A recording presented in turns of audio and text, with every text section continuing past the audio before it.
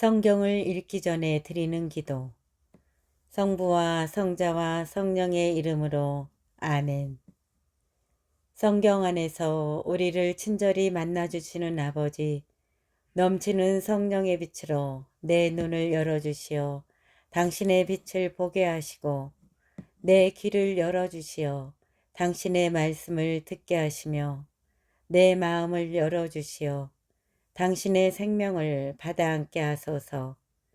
그리하여 말씀의 신비가 얼마나 넓고 높고 깊은지 깨달아 알고 인간의 모든 지식을 초월한 그리스도의 사랑에 대한 뜨거운 감동으로 내 모든 일상생활 가운데 새로운 기쁨과 당신의 능력이 빛나게 하여 주시며 내 모든 교우들과 함께 당신의 영광을 찬미하게 하소서.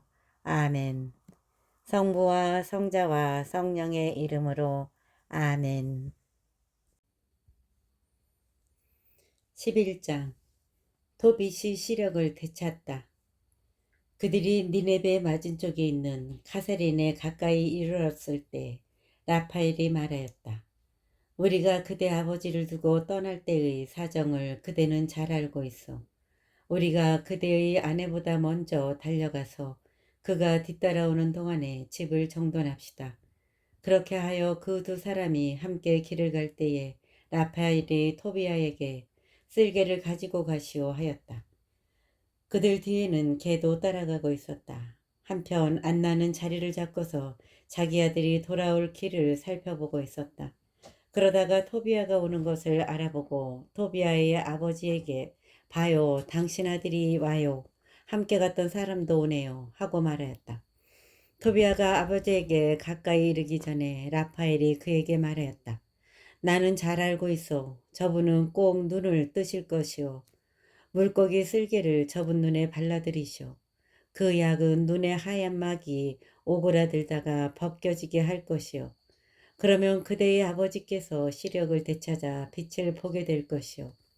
안나는 달려가서 아들의 목을 껴안고 얘야, 내가 너를 다시 보게 되다니 이제는 죽어도 괜찮다 하면서 울었다. 토빗도 일어서서 다리를 비틀거리며 마당문을 나섰다. 토비아가 그에게 마주갔다.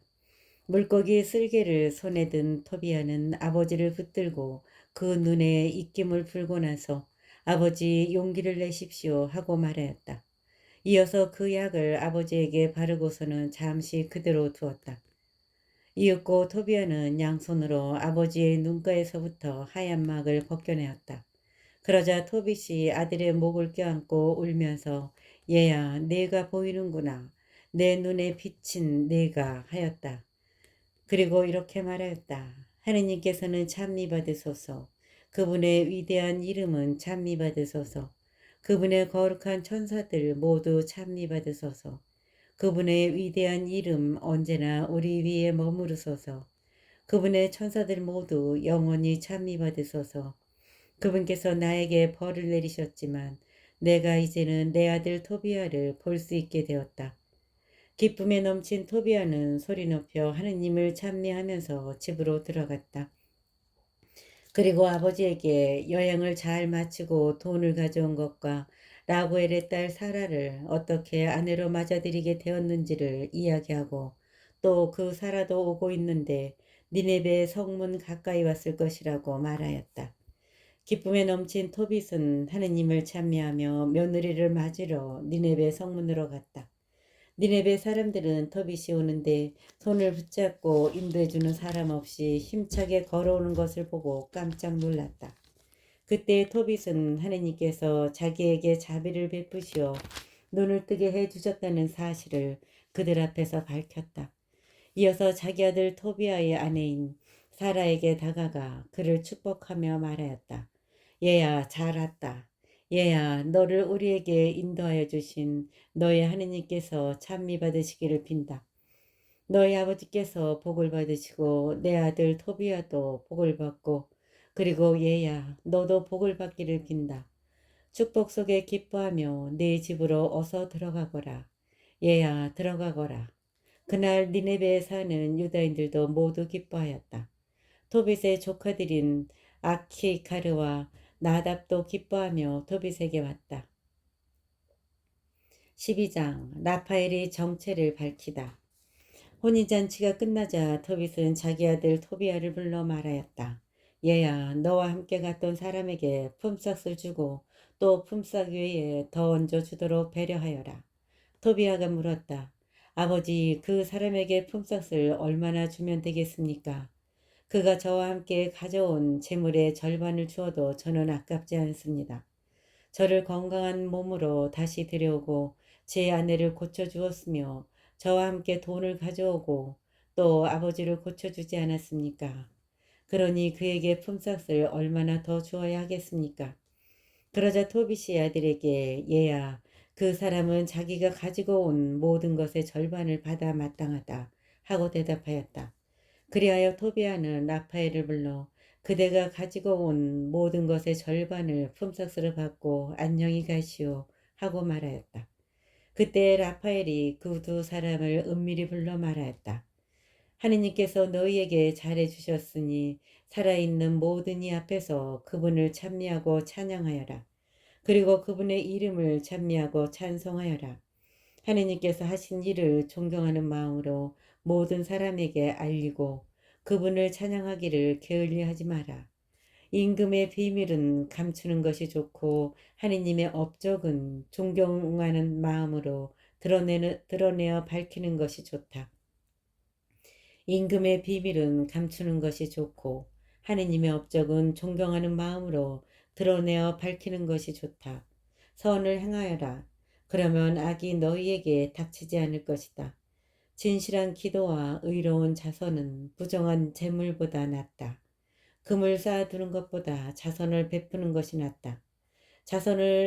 자선은 사람을 죽음에서 구해주고 모든 죄를 깨끗이 없애준다. 자선을 베푸는 이들은 충만한 삶을 누린다. 그러나 죄와 불의를 저지르는 자들은 바로 저희 자신에게 원수가 된다. 나는 이제 너희에게 아무것도 숨기지 않고 진실을 모두 밝히겠다. 나는 이미 너희에게 임금의 비밀은 감추는 것이 좋고 하느님의 업적은 공경하는 마음으로 드러내는 것이 좋다 하고 분명히 밝혔다. 자, 이제 보라. 너와 사라가 기도할 때에 너희의 기도를 영광스러운 주님 앞으로 전해드린 이가 바로 나다. 내가 죽은 이들을 묻어줄 때에도 그러하였다. 그리고 내가 주저하지 않고 잔치 음식을 놓아둔 채 일어나 가서 죽은 이를 매장해 줄 때 너를 시험하도록 파견한 자도 나였다. 또 하느님께서는 나를 파견하시어 너와 내 며느리 사라를 고쳐주게 하셨다. 나는 영광스러운 주님 앞에서 대기하고 또 그분 앞으로 들어가는 7천사 가운데 하나인 라파엘이다. 그러자 충격을 받은 그 두 사람은 얼굴을 땅에 대고 두려워하였다. 라파엘이 그들에게 계속 말하였다. 두려워하지 마라. 너희에게 평화가 있기를. 하느님을 영원히 찬미하여라. 내가 너희와 함께 있었는데 그것은 내 호의가 아니라 하느님의 뜻에 따라 그렇게 한 것이다. 그러니 날마다 그분을 찬미하고 찬송하여라. 너희가 본대로 나는 아무것도 먹지 않았다. 너희는 환시를 보았을 뿐이다. 이제 이 세상에서 주님을 찬미하고 하느님을 찬양하여라. 이제 이 세상에서 주님을 찬미하고 하느님을 찬양하여라.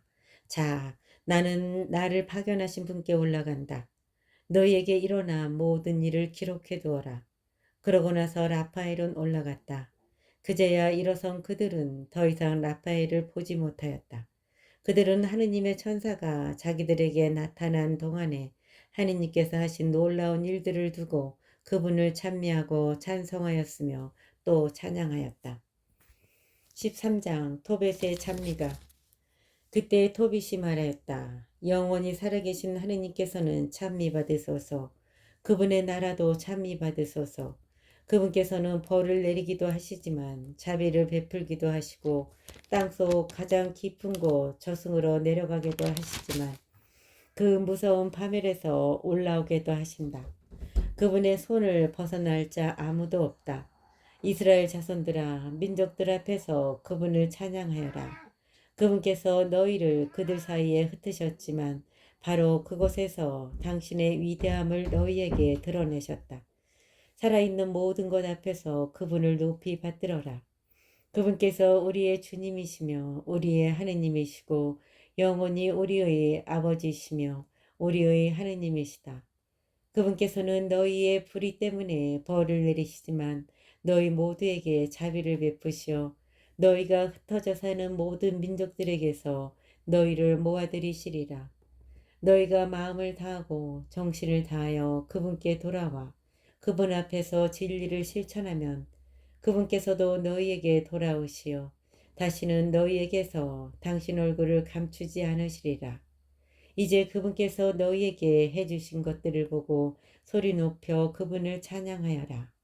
의로우신 주님을 찬미하고 영원하신 하느님을 높이 받들어라.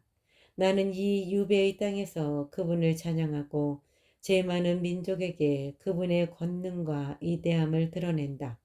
죄인들아 돌아와 그분 앞에서 의로운 일을 하여라. 그분께서 너희를 받아들이시어 너희에게 자비를 베푸실지 누가 알겠느냐. 나는 내 하느님을 나의 영혼은 하늘의 임금님을 높이 받들며 그분의 위대함을 즐거이 알린다. 사람들은 모두 예루살렘에서 그분께 말씀을 올리고 그분을 찬양하여라.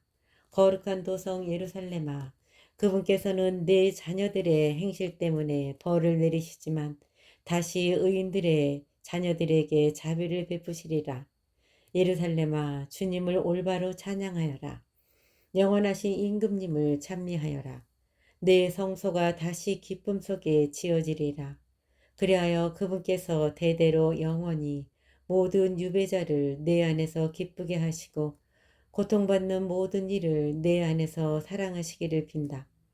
밝은 빛 하나가 세상 끝 모든 곳까지 비추리니 저마다 하늘의 임금님께 바칠 일물을 손에 들고 멀리서 많은 민족이 너에게 세상 끝 모든 주민이 너의 거룩한 이름을 향하여 오리라. 모든 세대의 사람들이 내 안에서 흥겨운 찬미를 바치리라. 선택받은 도성의 이름은 대대로 영원하리라. 너를 두고 가혹한 말을 하는 자들은 모두 저주를 받으리라. 너를 파괴하고 내 성벽을 허무는 자들, 내 탑들을 무너뜨리고 내 집들을 불사르는 자들은 모두 저주를 받으리라. 그러나 너를 두려워하는 이들은 모두 영원히 복을 받으리라. 예루살렘아, 가서 의인들의 자녀들을 두고 기뻐하여라. 그들이 모두 한데 모여서 영원하신 주님을 찬미하리라. 행복하여라, 너를 사랑하는 이들. 행복하여라, 너의 평화를 기뻐하는 이들. 행복하여라, 내가 받은 온갖 징벌 때문에 슬퍼하는 모든 사람들. 그들은 내 안에서 기뻐하며 영원히 너의 모든 기쁨을 보리라. 내 영혼아, 주님을 위대하신 임금님을 찬미하여라. 예루살렘이 다시 세워지고 그 도성에 그분의 집이 다시 세워져 영원히 서 있으리라. 내 후손 가운데 살아남은 자들이 너의 영광을 보고 하늘의 임금님을 찬양할 수 있다면 나 얼마나 행복하리요. 예루살렘의 성문들은 청옥과 취옥으로 성벽은 모두 보석으로 만들어지고 예루살렘의 탑들은 금으로 그 성곽 키들은 순금으로 만들어지며 예루살렘의 거리들은 홍옥과 오피르의 돌로 포장되리라. 또 예루살렘의 성문들은 기쁨의 창가를 부르고 그곳의 집들은 모두 할렐루야 이스라엘의 하느님께서는 찬미 받으소서 하고 말하리라. 14장. 또 복을 받은 이들은 거룩한 그 이름을 영원토록 찬미하리라. 토빗의 찬양 노래는 이렇게 끝난다. 토빗의 유언과 죽음. 토빗은 112살에 평화로이 죽어 장엄한 장례식과 함께 니네베에 묻혔다. 그가 시력을 잃은 것은 62살 때였는데 시력을 되찾은 뒤에도 그는 자선을 베풀었다. 또 줄곧 하느님을 찬미하고 그분의 위대함을 찬양하며 부유하게 살았다. 토빗은 죽을 때가 되자 자기 아들 토비야를 불러 이렇게 분부하였다. 얘야, 네 자식들을 데리고 서둘러 메디아로 피신하여라. 나음이 니네베를 두고 선포한 하느님의 말씀을 나는 믿는다. 그 모든 말씀이 그대로 이루어져서 아시리아와 니네베에 그대로 실현될 것이다. 하느님께서 파견하신 이스라엘의 예언자들이 한 말씀이 모두 실현될 것이다. 그 말씀들은 하나도 빠지지 않고 모두 제때에 성취될 것이다. 그러니 아시리아나 바빌론보다 메디아가 더 안전하다. 하느님께서 하신 말씀은 모두 그대로 실현되고 그대로 이루어진다는 것을 나는 알고 또 믿는다. 그 말씀들은 하나도 어김이 없다. 그리고 이스라엘 땅에 사는 우리의 동포들은 모두 그 좋은 땅에서 쫓겨나 흩어지고 유배를 갈 것이다. 이스라엘의 온 땅이 항무지가 될 뿐더러 사마리아와 예루살렘까지 항무지가 되고 하느님의 집은 불에 탄 채 얼마 동안 슬픔에 잠겨 있을 것이다. 그렇지만 하느님께서는 다시 그들에게 자비를 베푸시어 이스라엘 땅으로 돌아가게 하실 것이다. 그러면 그들은 하느님의 집을 다시 지을 것이다. 그러니 그 집은 정해진 때가 다 찰 때까지 첫 번째 집과 같지는 않을 것이다. 그 뒤에 모두 유배에서 돌아가 예루살렘을 화려하게 재건할 것이다. 그리고 그곳에 이스라엘의 예언자들이 말한 대로 하느님의 집도 세워질 것이다. 온 세상에 사는 민족들도 모두 마음을 돌이켜 하느님을 진심으로 경외할 것이다. 그리고 모두 자기들을 속여 잘못된 길로 이끈 우상들을 버리고 의로운 일을 하며 영원하신 하느님을 찬미할 것이다. 그날의 구원을 받고 하느님을 진심으로 생각하는 이스라엘의 모든 자손이 한데 모여 예루살렘으로 가서 자기들에게 주어진 아브라함의 땅에서 영원히 안심하고 살 것이다. 하느님을 진심으로 사랑하는 이들은 기뻐하고 죄와 불의를 저지르는 자들은 온 세상에서 없어질 것이다. 이제 얘들아, 내가 너희에게 분부한다. 하느님을 진심으로 섬기고 그분께서 좋아하시는 일을 하여라. 너희 자식들도 잘 타일러서 의로운 일을 하고 자선을 베풀게 하여라. 그러나 진심으로 그리고 힘을 다하여 하느님을 생각하며 그분의 이름을 찬미하게 하여라. 얘야, 이제 너는 니네베에 머무르지 말고 이곳을 떠나라. 언제가 되든 너의 어머니를 내 곁에 묻게 되면 그날 밤도 이 성읍의 경계 안에서는 지내지 마라. 내가 보니 이곳에는 온갖 불의와 온갖 사기가 판을 치는데도 사람들은 부끄러워하지 않는구나. 얘야, 나답이 자기를 키워준 아키카르에게 한 짓을 보아라. 아키카르가 산채로 땅속에 들어가야 하지 않았더냐. 그러나 하느님께서는 그 파렴치한 행위를 나답에게 직접 되갚으셨다. 그리하여 아키카르는 빛을 보고 나답은 아키카르를 죽이려고 깨어였기 때문에 영원한 어둠 속으로 들어갔다. 아키카르는 자선을 베푼 덕분에 나답이 쳐놓은 죽음의 올무에서 빠져나오고 오히려 나답이 그 죽음의 올무에 걸려 파멸하였다. 그러니 얘들아, 자선이 무엇을 가져오는지 보아라. 그리고 불의가 무엇을 가져오는지 보아라. 죽음뿐이다. 이제 내 목숨이 끊어지려고 하는구나. 사람들이 토빗을 침상에 눕히자 그가 죽었다. 그리고 장엄한 장례식과 함께 묻혔다. 맺은 말. 그 뒤에 어머니가 죽자 토비아는 어머니를 아버지 곁에 묻었다.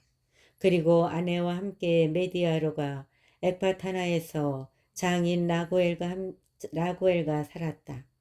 그는 늙은 처부모를 존경하는 마음으로 잘 모시다가 메디아의 엑바타나에 그들을 묻었다.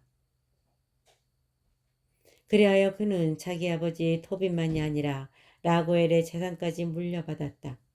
토비아는 영예롭게 살다가 117살에 죽었다. 그는 죽기 전에 니네베가 멸망하였다는 소식을 들었고 또 메디아 임금 키아카레스가 니네베에서 포로로 잡은 자들이 메디아로 끌려오는 광경을 보았다. 그리고 하느님께서 니네베와 아시리아 사람들에게 하신 모든 일을 두고 하느님을 찬미하였다. 이렇게 도비아는 죽기 전에 니네베를 두고 기뻐하며 영원 무궁하신 주 하느님을 찬미하였다.